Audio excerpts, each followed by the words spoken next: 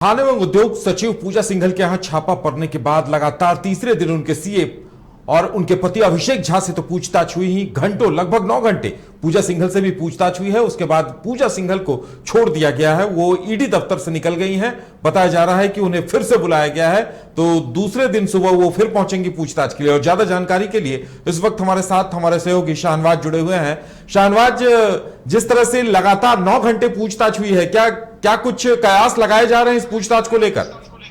बिल्कुल, जो अभी सूत्र बता रहे हैं उसमें सबसे अहम और खास खुलासा ये है कि जो पूजा सिंघल के चार्टर्ड अकाउंटेंट हैं, सीए हैं, जो उन्होंने शुरू में ये दावा किया था कि तमाम जो पैसे हैं उसका सोर्स वो खुद हैं, लेकिन अब ये बताया जा रहा है कि ईडी की पूछताछ में उन्होंने इस बात से कहीं ना कहीं अपने आप को अलग कर लिया है कि इस पैसे का सोर्स वो है। लेकिन अब उनको ये जरूर बताना होगा कि इस पैसे का सोर्स कौन है, कहाँ से आया है, ये आपके घर में कैसे ये पैसे पहुंचे थे। सिर्फ ये बोलकर बच जाने की कहीं से भी कोई कवायद नहीं हो सकती है कि पहले ये बताना कि पैसे मेरे हैं। जब ईडी ने कड़ाई से पूछताछ की तब ये कह देना कि पैसे मेरे नहीं है, लेकिन अल्टीमेटली उस पैसे का सोर्स को हर हाल में बताना पड़ेगा। और जैसे ही वो सोर्स पता चलेगा तो वो कहीं ना कहीं ईडी और अपनी गिरफ्त को और मजबूत कर लेगी, कड़ा कर लेगी। लेकिन अभी जो सबसे लेटेस्ट अपडेट है वो ये है कि करीबन 9 घंटे की पूछताछ के बाद भारतीय प्रशासनिक सेवा के अधिकारी और वर्तमान में जो खान सचिव हैं पूजा सिंघल और उनके पति देव अभिषेक झा अब से थोड़ी देर पहले यहां से निकल चुके हैं, यानी इन्फोर्समेंट डायरेक्टरेट के जो कार्यालय है वहां से निकल चुके हैं। करीब 9 घंटे तक ईडी ने उनसे पूछताछ की है। अब पूछताछ में ये बातें आ रही हैं कि तीनों जो लोग हैं, यानी कि जो पूजा सिंघल की बात कर लें या फिर उनके पति देव की बात कर लें या फिर सीए की बात कर लें, तीनों को कहीं ना कहीं एक दूसरे से आमने सामने की बैठा करके कहीं ना काउंटर सवाल भी पूछे गए। और काउंटर सवाल इसलिए भी अहम हो जाता है क्योंकि डे 1 से कहीं ना कहीं जो चार्टर्ड अकाउंटेंट हैं वो कहीं ना कहीं कॉपरेट करने की बात कर रहे थे, लेकिन अब ये सूत्र जो बता रहे हैं कि वो कहीं ना कहीं सवालों से इरिटेट हो गए हैं। लिहाजा अब कहीं ना कहीं वो ये बताने की कोशिश कर रहे हैं कि इन पैसों का सोर्स जो है उनसे जुड़ा हुआ नहीं है। बहरहाल आपसे थोड़ी देर पहले जो पूजा सिंघल उनके पतिदेव निकल गए हैं, लेकिन अब देखने वाली बात यह होगी कि क्या कल फिर से दोबारा पूजा सिंघल को पूछताछ के लिए बुलाया जाता है, क्योंकि जो सीए हैं ऑलरेडी 5 दिन के रिमांड पर, ईडी के रिमांड पर हैं, लिहाजा उनसे पूछताछ तीसरे दिन भी जारी रही। 2 दिन तक जो उनके पति देव हैं अभिषेक झा, उनसे पूछताछ हुई है। पहला दिन था आज पूजा सिंघल से पूछताछ का, लिहाजा सब तमाम मीडिया कर्मियों की कौतूहल है, ये विषय जानने की कोशिश हो रही थी कि आज क्या पूछताछ हुई है। लेकिन जो अभी तक अपुष्ट खबरें मिल रही हैं उसमें यह है कि ईडी ने जिस इनपुट्स के आधार पर यह रेड किया, ये छापेमारी की, उसमें कहीं ना कहीं स्पष्टता लाई जा रही है। और जो कहीं काउंटर सवाल हैं वो पूछे जा रहे हैं। अब ये देखने वाली बात होगी कि अगर फिर से समन करके बुलाया जाता है पूजा सिंघल को तो क्या कुछ सवाल हो सकते हैं। लेकिन इस बीच जो सबसे अहम और बड़ी खबर ये आ रही है कि कल ही झारखंड की हेमंत सोरेन कैबिनेट की मंत्रिपरिषद की बैठक होने जा रही है। और ये जो सूत्र हैं वो पुख्ता तौर पर ये बता रहे हैं कि बहुत मुमकिन है कि पूजा सिंघल को सस्पेंड करने को लेकर कैबिनेट में प्रस्ताव लाया जाएगा और उसे पास करके कहीं ना कहीं जो सरकार है वो अपनी कार्रवाई करेगी। लेकिन अब तक ये कंफर्म नहीं हो पाया है क्योंकि कल का ये दिन बेहद महत्वपूर्ण है, कल तक थोड़ा इंतजार करना होगा। तो उस बीच कहीं अगर ये सस्पेंशन हो जाता है तो कहीं ना पूजा सिंघल के लिए जो मुश्किलें हैं, जो परेशानी है वो बढ़ जाएगी। तो एक तरफ ईडी की गिरफ्त होगी, दूसरे तो सरकार की कार्रवाई होगी। दरअसल सरकार पर कहीं ना कहीं ये एक साइकोलॉजिकल दबाव और प्रेशर बन रहा है विपक्ष के द्वारा कि इतनी बड़ी कार्रवाई ईडी जब कर रही है तो जो सरकार के पास जो पावर, जो अथॉरिटी, जो उनके पास क्षेत्र अधिकार है उसका क्यों नहीं यूज किया जा रहा है। हालांकि सवाल को जब हम लोगों ने पिछले दिनों जब पार्टी के वरिष्ठ नेता हैं सुप्रियो भट्टाचार्य, उनसे उन्होंने पूछा था तो उन्होंने ये कहा था कि सरकार के पास बेहद सीमित, बहुत लिमिटेड पावर है, लिहाजा इस प्रस्ताव को हम लोग कैबिनेट में लाकर पास करेंगे और उनको सस्पेंड करने की कवायद होगी। तो उस दिशा में सरकार बढ़ गई है। आज चूंकि मुख्यमंत्री रांची में थे तो कहीं ना कहीं अब ये देखने वाली बात होगी कि कल वो कैबिनेट की बैठक में क्या कुछ निर्णय हो पाता है। लेकिन आज 9 घंटे तक पूछताछ हुई है, लिहाजा इस बात को बिल्कुल माना जाना चाहिए कहीं न कहीं बेहद महत्वपूर्ण बैठक हुई है, महत्वपूर्ण पूछताछ हुई है। अब ईडी इस पूछताछ के बाद क्या काउंटर सवाल के लिए फिर से बुलाती है, ये देखने वाली बात होगी। बिल्कुल शाहनवाज, पूजा सिंघल की जो तस्वीरें हम देख पा रहे हैं, चेहरे की रंगत वाकई उड़ी हुई है।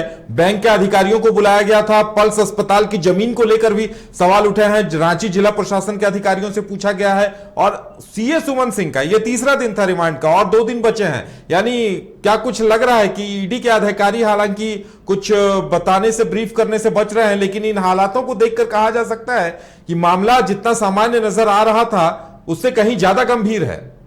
बिल्कुल, देखिए जो ईडी की जो तफ्तीश है वो सिर्फ एक डायरेक्शन में नहीं हो रही है कि मनरेगा घोटाला हुआ है और उसकी जद में कहीं ना कहीं पूजा सिंघल हैं, क्योंकि पल्स अस्पताल का ये मामला कोई आज का मामला नहीं है और इस घोटाले से पहले ये मामला उठता रहा है। आपको पता हो, खुद मुख्यमंत्री हेमंत सोरेन ने रांची उपायुक्त इस बातें ट्वीट करके कहीं ना कहीं इस बात का आदेश निर्गत किया था कि इस पूरे मामले की जांच की जाए, क्योंकि उस जमीन के नेचर को लेकर कहीं ना कहीं सवाल उठते रहे हैं कि ये जमीन कहीं ना कहीं ट्रांसफरेबल नहीं है, भूयरी नेचर की ये जमीन है, लिहाजा कहीं ना कहीं कानून को अलग थलग करके इस मिसयूज किया गया है, यहाँ पर अस्पताल का निर्माण किया गया है। लिहाजा चूंकि अब ये घोटाला सामने आया है, उस घोटाले में करोड़ों के वारा न्यारा की बात आ रही है, पैसों के लेन देन की बात आ रही है, तो बहुत मुमकिन ये है कि अभिषेक झा की जो पत्नी है यानी कि पूजा सिंघल, उनका कहीं ना कहीं इन्वॉल्वमेंट इसमें रहा हो, उनका रसूख का इस्तेमाल किया गया हो, न सिर्फ लोन लेने में बल्कि कहीं ना कहीं पैसों के मैनेजमेंट को लेकर के, पूरे अस्पताल के मैनेजमेंट को लेकर के, और कहीं ना कहीं यही वजह है कि जांच के बाद भी पल्स अस्पताल को कोई कार्रवाई